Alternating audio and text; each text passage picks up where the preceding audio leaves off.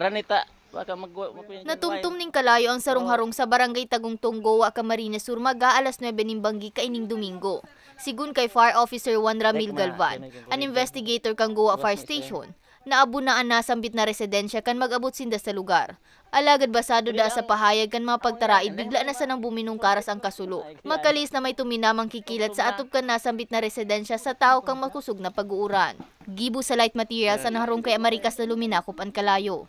Meron naman po, pero kahit sila po kasi hindi naman kaagad po nakapagtawag ng tulong kasi nagkikidlat pa nung mga panahon na yun, mga oras noon, kaya natakot naman sila na lumabas. Mayo man nanalugadan o nadanyara na buhay sa insidente. Huli ta mayo man ang mga tagharong kamagbungkaras ang kasulo. Sa ngayon po talaga, tag-ulan na tayo, dapat po talaga maging aware tayo sa mga thunderstorm, mga kidlat na mga ganyan. And pag may mga ganyan na mga senaryo, kung pwede, pumunta agad sa safe area or sa safe places para wala na pong mangyari sa ating masama. Para sa mga baretang tatak Bicol, Mia Rango.